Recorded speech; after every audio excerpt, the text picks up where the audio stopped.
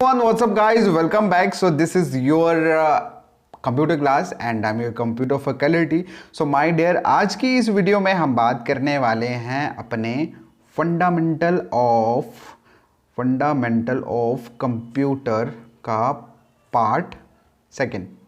Okay, part first हम already discuss कर चुके हैं इसका. ओके, और पार्ट फर्स्ट का मैं आपको थोड़ा सा ब्रीफ कर दूं कि हमने क्या क्या डिस्कस किया था.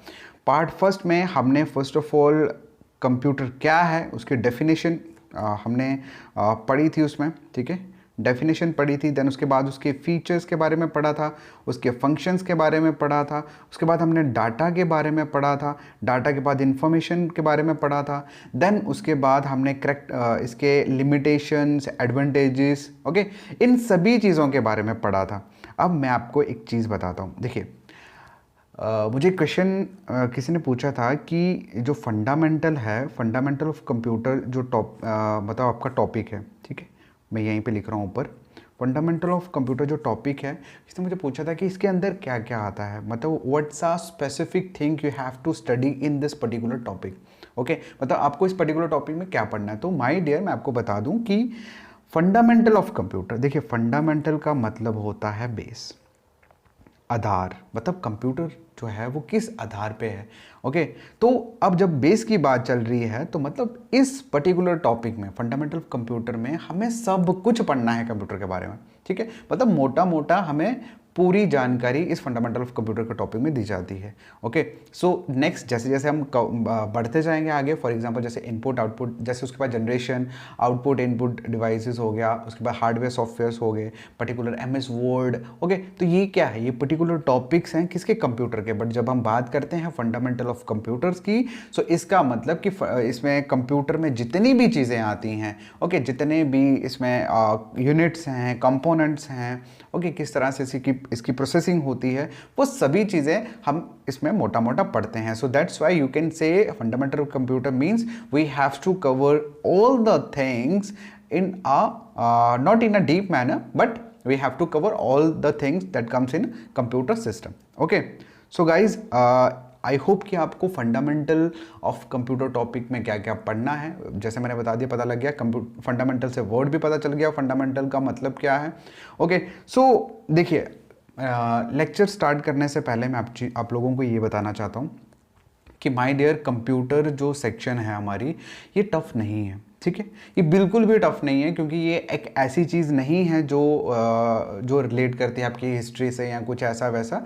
ये बिल्कुल करंट है और चीज़ें विजुलाइज कर सकते हो, आप देख सकते हो, और आज के टाइम में मैक्सिमम कंप्यूटर को जानते हो. देखिए, अब बच्चा फंसता कहाँ पे है. बेसिकली क्या है कि कंप्यूटर में एक ही चीज़ है जो बच्चे को मार देती है, वो है इसकी साइंटिफिक लैंग्वेज. ठीक है, देखिए हम लोग बुक्स पढ़ते हैं, राइट. हम दो तीन कॉमन बुक्स हैं, आप सभी को पता है. ल्यूसेंट मैक्सिमम लोग प्रेफर करते हैं कंप्यूटर के लिए. और सबसे जो डिफ़िकल्ट पार्ट रहता है वो है इसकी साइंटिफिक लैंग्वेज. सिंपल सी बात है, इसमें कोई हार्श या वो कुछ चीज़ें नहीं हैं कि जो आपको समझना है. बट हाँ, इसकी लैंग्वेज कभी कभी इतनी टफ हो जाती है कि एक नॉर्मल बच्चे को वो चीज़ ग्रैब करना, समझना मुश्किल हो जाता है. बट बिलीव मी, मैं जिस तरह से आपको कवरअप करूँगा, चीज़ों को इतना सिंप्लीफाई कर दूंगा, इतने ईजी वे में एक्सप्लेन करूँगा ताकि आपको कोई भी प्रॉब्लम ना आए. और उसके बाद जब भी, ज़रूरी नहीं जो PDF में आपको प्रोवाइड करूँ वही आप कहीं से भी पढ़ोगे ना तो आपको समझ आएगी उस चीज़ की. ओके, सो इसीलिए don't worry, you don't have to be worried about computer section, क्योंकि कंप्यूटर सेक्शन को हम बड़े आराम से कवरअप करेंगे और ऐसा कवरअप करेंगे कि आपको कभी भूलेगा नहीं. ठीक है, तो हमारा जो फंडामेंटल ऑफ कंप्यूटर का जो फर्स्ट चैप्टर डन है, सेकेंड हम आज कर रहे हैं, और इसके बाद हम बात करेंगे MCQs की. ओके, इंपॉर्टेंट MCQs की बात करेंगे, ताकि आपका पूरे का पूरा फंडामेंटल में से जितने भी इंपॉर्टेंट क्वेश्चंस हैं वो कवर अप हो जाएं और आपका फर्स्ट चैप्टर खत्म हो जाए. Then we will proceed to the next topic. Okay, तो नेक्स्ट टॉपिक हम कंपोनेंट्स को पकड़ लेंगे.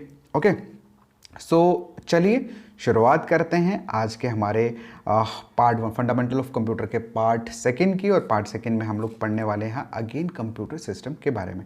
ओके, सो कंप्यूटर सिस्टम क्या है, व्हाट इज़ कंप्यूटर सिस्टम। देखिए, मैं जितनी भी चीज़ें यहाँ पर लिखी हुई हैं पीडीएफ में, ये जो आप देख रहे हो माय डियर, मुझे इसकी ज़रूरत नहीं है, बट मैंने सिर्फ और सिर्फ आप लोगों के लिए ये चीज़ ऐड ऑन की है सो दैट कि आप कनेक्ट कर पाओ। क्योंकि अगर आप मुझे सुनोगे तो सुनते सुनते बंदा बोर हो जाता है। तो इसीलिए मैंने ये चीज़ें ऐड ऑन की हैं ताकि आपको दिखें कि मैं क्या पढ़ा रहा हूँ। बट डोंट वरी, मैं इसको बिल्कुल भी डिक्टेट नहीं करने वाला, और इसको इतने सिंप्लीफाई से आपको वर्बली समझा दूंगा कि इसका मतलब क्या है, सो दैट आपको कोई प्रॉब्लम नहीं आएगी। ओके, तो इस पर्टिकुलर मतलब कंप्यूटर सिस्टम में यहाँ लिखा गया है कि कंप्यूटर सिस्टम एक ग्रुप ऑफ इक्विपमेंट्स हैं। इक्विपमेंट्स होते हैं, इक्विपमेंट बेसिकली मतलब होता है सामान। ओके, इक्विपमेंट बेसिकली सामान को बोलता है, लेकिन यहाँ पर इक्विपमेंट्स आप समझ सकते हो आपके इनपुट आउटपुट डिवाइसेस हो गए, ठीक है, जितने भी डिवाइसेस जो भी चीज़ें कनेक्ट होती है वो सारे इक्विपमेंट कहलाते हैं। यहाँ पर उसको as a output input devices को यहाँ इक्विपमेंट नाम से डिनोट किया गया है। ओके, तो क्या कहा है कि कंप्यूटर सिस्टम किसको कहते हैं। कंप्यूटर सिस्टम बेसिकली एक ग्रुप ऑफ इक्विपमेंट्स को कहते हैं जो एक साथ रखे जाते हैं, मतलब पुट टुगेदर, एंड वाई, ताकि उनके ऊपर वो क्या कर सकें, वो डाटा को प्रोसेस कर सके। मतलब कि एक ग्रुप ऑफ इक्विपमेंट जिनको एक साथ रखा जाता है ताकि वो डाटा को प्रोसेस कर सके, उस सिस्टम को कहते हैं कंप्यूटर सिस्टम। ओके, समझ आ गया। देखिए, कंप्यूटर का क्या काम है, सिंपल। देखो, कंप्यूटर सिर्फ और सिर्फ डाटा से शुरू होता है, जो डाटा लेता है और जो डाटा लेने के बाद प्रोसेस करने के बाद जो आपको इन्फॉर्मेशन देता है, आउटपुट देता है, बस यही है पूरे कंप्यूटर में। अगर हम फंडामेंटल ऑफ टॉपिक कंप्यूटर की बात करें तो यही चीज़ है जो हम बार बार एक्सप्लेन करेंगे इसमें। ओके, तो समझ आ गया कंप्यूटर सिस्टम क्या है, कि एक ग्रुप ऑफ इक्विपमेंट्स जिनको एक साथ रखा जाता है ताकि वो डाटा पे प्रोसेस कर सकें, उसे हम लोग कंप्यूटर सिस्टम कहते हैं। ओके, तो बेसिकली कंप्यूटर सिस्टम यहाँ पर अगेन वही चीज़ रिपीट की गई है कि बहुत सारे सेवरल कंपोनेंट्स के साथ बना होता है, कंसिस्ट होता है, ताकि वो इलेक्ट्रॉनिकली डाटा को प्रोसेस कर सके। ओके, मतलब पहले क्या होता था, जब कंप्यूटर नहीं होता था तब क्या होता था, मैन्युअली होता था, लोग हाथों से काम करते थे, फाइल से करते थे। ठीक है, तो यहाँ पर क्या है कि कंप्यूटर सिस्टम बहुत सारे कंपोनेंट के साथ कंसिस्ट होता है ताकि इलेक्ट्रॉनिकली डाटा पे प्रोसेस वो लोग कर सके। ओके, आई होप कि अब आपको कंप्यूटर सिस्टम क्लियर हो गया होगा। अब कंप्यूटर सिस्टम में हम लोग नेक्स्ट क्या पढ़ने वाले हैं। देखिए, इसके मेन जो भी आप लोग कह सकते हैं कंपोनेंट्स रहते हैं, वो है आपका इनपुट यूनिट्स, देन उसके बाद सीपीयू, और थर्ड रहता है आपका output unit. Okay, output units. Okay, तो अब फर्स्टली हम बात करते हैं आपके इनपुट यूनिट्स की। ओके, सो इनपुट यूनिट्स क्या हैं, इनपुट डिवाइसेस आप सभी को पता है, so that is input units. Okay, तो सेम यहीं पे लिखा है कि वो डिवाइसेस वो जो आपके डाटा को एक्सेप्ट करती है, मतलब आप लोग जो भी डालते हो किसके थ्रू डालते हो, ऑब्वियसली इनपुट यूनिट्स के थ्रू, अपने कीबोर्ड्स के थ्रू, राइट। तो उसके बाद ही वो डाटा जो है वो आपकी मशीन में जाता है। तो सेम चीज़ यहीं पे कही गई है कि वो डिवाइस जो आपका डाटा को एक्सेप्ट करती है यूज़र से, यूज़र कौन हो गया, हम लोग, मैं, आप लोग, ठीक है, और उसको ट्रांसमिट करती है सेंट्रल प्रोसेसिंग यूनिट में आपके एज इलेक्ट्रॉनिक पल्सेस। मतलब आप लोगों को एक चीज़ बता दूं, कंप्यूटर में एक बड़ी कॉमन चीज़ है, दैट इज बसेस। ओके, अब आपको अगर कोई बोले कि जो डाटा है वो एक जगह से दूसरे जगह कैसे ट्रांसफ़र होता है, तो वो होता है थ्रू बसेस। ओके, बसेस के थ्रू होता है, ठीक है, by electric signal. Okay, by electric signal. तो ये इंपॉर्टेंट है, जब भी आपको बसेस दिखे, मतलब डाटा जो आगे से पीछे एक जगह से दूसरी जगह ट्रांसफ़र होता है वो बसेस के थ्रू होता है। ओके, एंड जो इलेक्ट्रॉनिक पल्सेस है बेसिकली इसको सिग्नल भी कहते हैं। ठीक है, तो मतलब अब जो डाटा है ऑब्वियसली जो हम लोग डालते हैं डिवाइस के थ्रू, इनपुट यूनिट के थ्रू, वो ट्रांसफ़र करते हैं सेंट्रल प्रोसेसिंग यूनिट में, कैसे, इलेक्ट्रॉनिक पल्सेस के थ्रू, इलेक्ट्रॉनिक सिग्नल्स के थ्रू। ओके, अब यहाँ पर एग्जाम्पल से उन्होंने समझाया है कि जैसे फॉर एग्जाम्पल आपकी एटीएम मशीन होती है। एटीएम मशीन में क्या, जब आप कभी विदड्रॉ करने जाते हो, पैसा निकलवाने जाते हो, तो वहाँ आपको अपना पर्सनल जो पिन कोड है वो एंटर करना पड़ता है। उसके बाद ही आप मतलब वो जो आप एंटर करते हो वो किसके थ्रू करते हो, ऑब्वियसली इनपुट यूनिट्स के थ्रू करते हो, जो कीपैड होता है वहाँ पे। ओके, तो उसके बाद आपको जो भी आउटपुट है, मतलब आपकी जो पेमेंट है वो बाहर आती है। तो यहाँ पर इस तरह से इनपुट यूनिट को समझाया गया है। ठीक है, सो आई होप अब इनपुट में कोई प्रॉब्लम नहीं होगी आपको। नेक्स्ट हम बात करते हैं आपके सीपीयू की। सीपीयू को मैं पहले आपको बता दूं कि सीपीयू जो है that is a brain of the computer. Okay, CPU is the brain of the computer. CPU basic, without CPU it's nothing. Okay, and इसीलिए हम लोग पूरे के पूरे फंडामेंटल ऑफ कंप्यूटर में सिर्फ और सिर्फ हर बार सीपीयू को उठा रहे हैं। ओके, हम खुद नहीं उठा रहे, basically it's a demand of the topic, so that's why we have to cover this. Okay, तो ये जितनी भी कहानी यहाँ पे लिखी हुई है ना, मैं आपको एक्सप्लेन करता हूँ। ठीक है, देखिए सीपीयू आप सभी को पता है what it means central processing unit, जैसे मैंने आपको पहले ही बताया था। लेकिन ऑब्वियसली इसको हम लोग मतलब प्रोसेसर भी कहते हैं, जैसे मैंने फर्स्ट वीडियो में आपको कहा था। ठीक है, प्रोसेसर भी कहते हैं, और उसके बाद माइक्रो प्रोसेसर भी हम लोग कहते हैं, क्योंकि टाइम के साथ जैसे जैसे टेक्नोलॉजी बढ़ती जा रही है, साइज़ में मतलब टेक्नोलॉजी एडवांस होते जा रही है, साइज़ कम होता जा रहा है, सो दैट्स वाई। ओके, अब सेंट्रल प्रोसेसिंग यूनिट बेसिकली जितना भी कैलकुलेशन का वर्कआउट होता है वो ऑब्वियसली आपके सेंट्रल यूनिट पार्ट में होता है। कैसे? क्योंकि सेंट्रल यूनिट पार्ट में भी आपके जो हैं वो क्या होता है, 3 यूनिट्स होते हैं, सॉरी 3 कंपोनेंट्स होते हैं आपके सीपीयू में। ओके, पहला आ गया आपका ALU, दूसरा आ गया आपका CU, देन उसके बाद आ गया MU। ठीक है, तो मतलब कि जब भी डाटा हम डालते हैं इनपुट यूनिट्स के थ्रू, वो सेंड करता है कहाँ, आपके CPU में, और CPU में यहीं पे सारी कैलकुलेशंस वगैरह जो भी हैं वो होती हैं। ओके, वही सेम चीज़ यहाँ पे लिखी है। और नेक्स्ट लिखा है कि ऑब्वियसली ये लिंकअप होता है आपके इनपुट और आउटपुट यूनिट्स के साथ। ठीक है, जो मिलकर क्या बनाते हैं, कंप्यूटर सिस्टम को। Okay, so in term of computing तो CPU is the most important component. देखिए अब यहाँ पे लिखा है कि कैलकुलेशन के मामले में ओके जो कंप्यूटर का सीपीयू जो है वो बहुत मोस्ट इंपॉर्टेंट कंपोनेंट है आपके कंप्यूटर का। Okay, I hope you understand what it mean. Okay, so I think CPU के बारे में भी आपको क्लियर हो गया होगा। ये कहानियाँ जो मैंने लिखी हुई है ना, ये सिर्फ और सिर्फ आपको दिखाने के लिए, अदरवाइज ओके।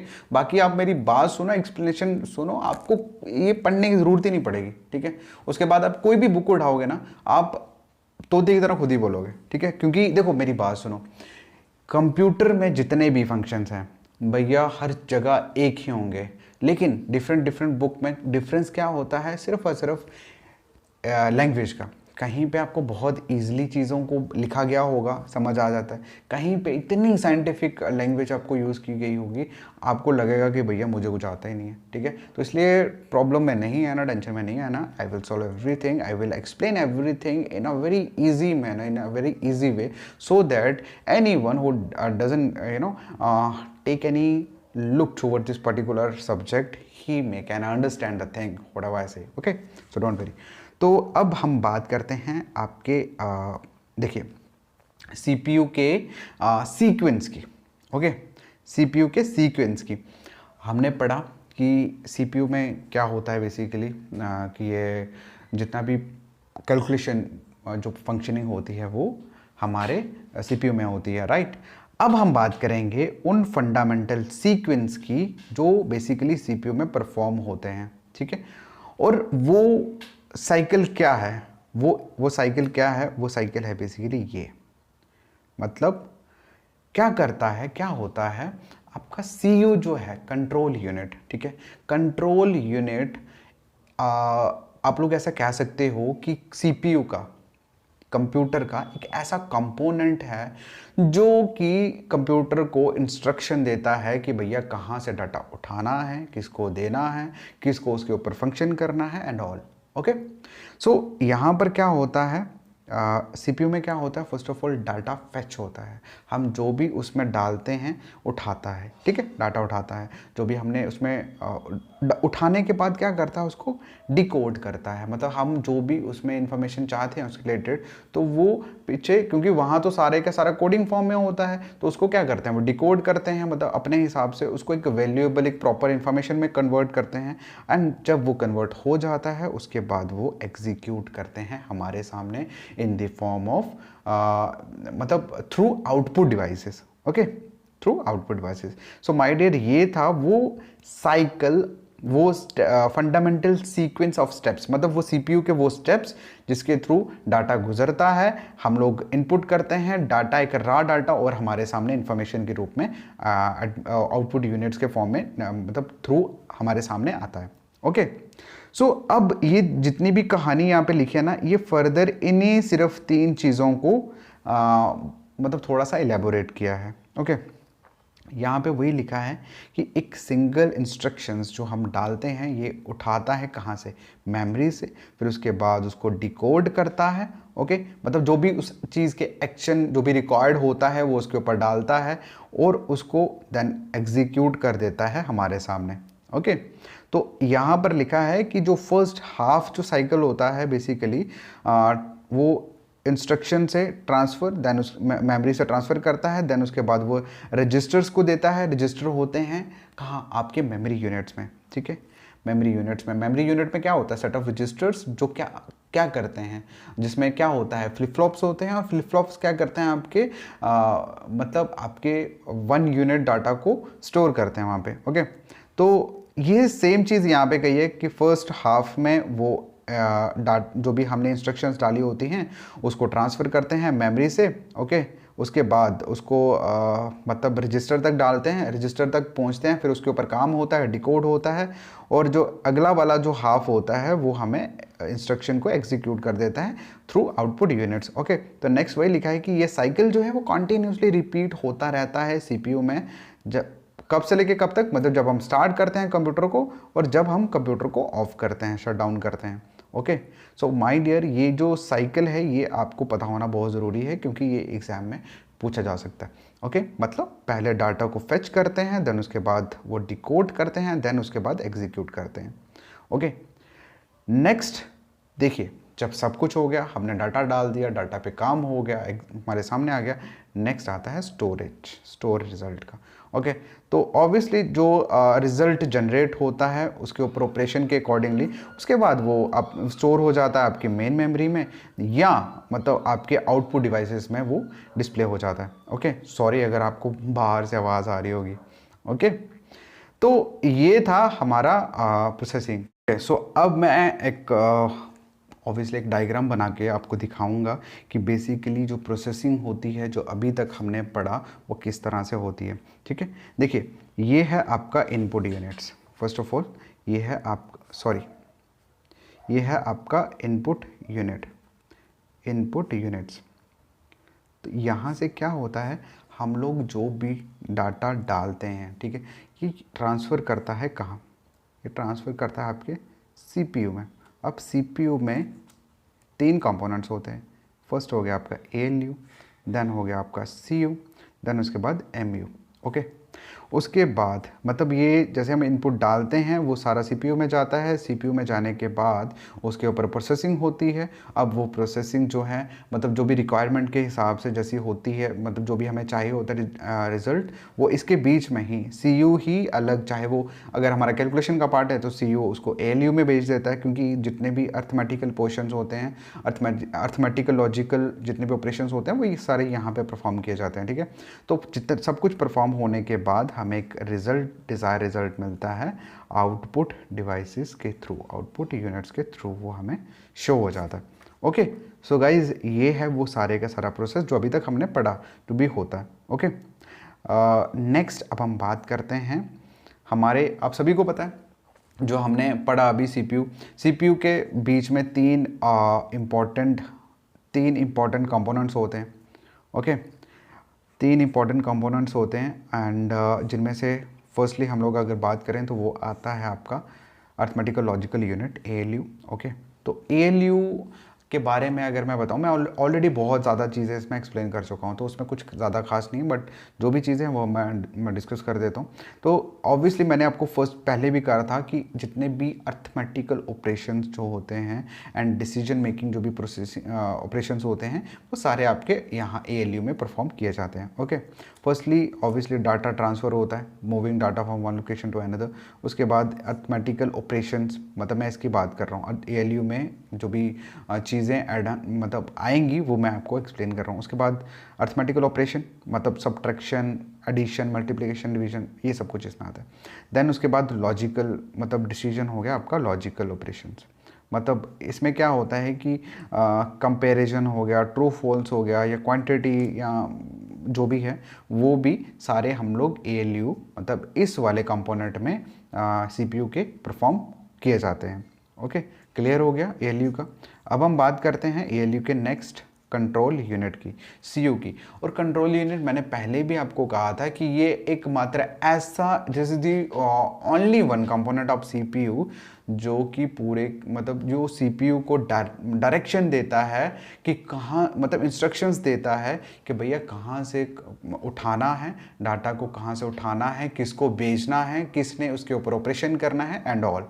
ओके, सो अब यहाँ पर बेसिकली क्या है लिखा है कि ये क्या करता है, एक्सट्रैक्ट करता है इंस्ट्रक्शन को मेमोरी से, उसको डिकोड करता है और एग्जीक्यूट करता है। Okay, so this is the component, वो एक्चुअली जो आप लोग कह सकते हो responsible to perform all the things what ever happening in the CPU। Okay, so next जो है कहते हैं कि ये it control all function and coordinations, जितने भी कंपोनेंट्स हैं कंप्यूटर के, मैंने ऑलरेडी ये चीज़ें एक्सप्लेन कर दी हैं आपको। ओके, तो अब हम बात करते हैं फंक्शन ऑफ कंट्रोल यूनिट की। तो पहला क्या है, देखिए पहला फंक्शन का ये है कि ये कंट्रोल करता है डाटा के फ्लो को, कहाँ कहाँ से। देखिए आपका इनपुट डिवाइसेस है मेमोरी, ठीक है, ये सारे का सारा CU के हाथों में होता है, कंट्रोल यूनिट के हाथों में होता है। CPU की बात नहीं कर रहा मैं यहाँ, CU की बात कर रहा हूँ, कंट्रोल यूनिट की बात कर रहा हूँ। प्लीज़ इसको थोड़ा सा ध्यान से सुनिएगा, ठीक है। तो पहला ये क्या करता है, मतलब पहला फंक्शन है इसका कि ये कंट्रोल करता है डाटा के फ्लो को, और फर्स्टली इनपुट से मेमोरी तक, देन उसके बाद मेमोरी से आउटपुट डिवाइसेस तक या सेकेंडरी स्टोरेज, उसके बाद सेकेंडरी स्टोरेज से मेमोरी तक, देन उसके बाद ALU से memory and from memory to ALU। मतलब इन शॉर्ट आप लोग ऐसा समझ सकते हो कि जितना भी फ्लो होता है डाटा का इधर उधर, मैंने आपको पहले ही कहा कि यही एकमात्र ऐसा कंपोनेंट है जो CPU कंप्यूटर को इंस्ट्रक्शन देता है कि भैया कहाँ से चीज़ उठानी है और कहाँ डालनी है। ओके, नेक्स्ट जो फंक्शन है वो है coordination instruction execution, coordinate instruction execution. Okay, तो ऑब्वियसली ये वही तीन चीज़ें आ जाती हैं जो हमने अभी रिसेंटली पढ़ी। मतलब ये क्या काम होता है इसका, ये इंस्ट्रक्शन को फेच करता है, डिकोड करता है और एग्जीक्यूट करता है आप लोगों के सामने। ओके, मतलब जो भी हमने इनपुट डाला ये उसको उठाता है, उसके ऊपर प्रोसेस करता है, उसको एक वैल्यूएबल इन्फॉर्मेशन जो हमें चाहिए, डिज़ायर इन्फॉर्मेशन, वो हमें शो करवाता है। ओके, तो फेच का मतलब होता है लेना, ओके, डिकोड का मतलब उसके ऊपर प्रोसेस करना, और एग्जीक्यूट का मतलब कि एग्जीक्यूट का मतलब कि हमें दिखाना, ओके, एग्जीक्यूट करना। नेक्स्ट जो है आपको फाइनली आ जाता है आपके आउटपुट डिवाइसेस, जिसमें हम लोग मतलब डिवाइसेस जो एक्सेप्ट करता है इंफॉर्मेशन CPU से और कन्वर्ट कर देता है उसको ह्यूमन रीडेबल फॉर्म में। ओके, मतलब ऑब्वियसली कंप्यूटर में जो भी चीज़ें होती हैं वो प्रोग्रामिंग फॉर्म में होती हैं। अगर आप उसको खुद एक नॉर्मल इंसान नहीं पढ़ सकता भैया कि उसमें क्या हो रहा है, बट यहाँ पर क्या होता है आउटपुट डिवाइसेस के थ्रू जो भी इंफॉर्मेशन प्रोसेस होके आती है CPU से, वो हमारे सामने इस तरह से आती है कि हम उसे पढ़ सकें। ओके, सो गाइज ये था आपके फंडामेंटल ऑफ ये था आपका फंडामेंटल ऑफ कंप्यूटर का part second. Okay, so part जो फर्स्ट है वो ऑलरेडी हम कंप्लीट कर चुके हैं, this was the part second. और आज ये फंडामेंटल कंप्यूटर आपका ख़त्म हो चुका है, और नेक्स्ट वीडियो में हम लेके आ रहे हैं most important MCQs regarding fundamental of computer, so that आपकी जितनी भी प्रॉब्लम्स, जो भी क्वेरीज होंगी, जो भी डाउट्स वगैरह होंगे, वो MCQs में कवरअप हो जाएंगे। उसके बाद अगर फिर भी कुछ भी डाउट या कुछ भी ऐसी चीज़ें रहें तो we all are there to clear your doubts. Okay, so don't worry my dear. अगर वीडियो अच्छा लगा तो प्लीज़ लाइक ज़रूर करना, शेयर ज़रूर करना अपने फ्रेंड्स के साथ, और आई जस्ट वांट कि ज़्यादा से ज़्यादा कमेंट ज़रूर करना, क्योंकि कमेंट से बेसिकली फीडबैक मिलता है कि अच्छा रहा हमारा लेक्चर या कैसा रहा. बिकॉज अल्टीमेटली हमें फीडबैक आपसे ही मिलता है, और फिर हम उस अकॉर्डिंगली उसके ऊपर वर्कआउट करते हैं और इम्प्रूव करने की कोशिश करते हैं. Okay, so thank you so much. See you again in the next video with the most important MCQs of fundamental of computer.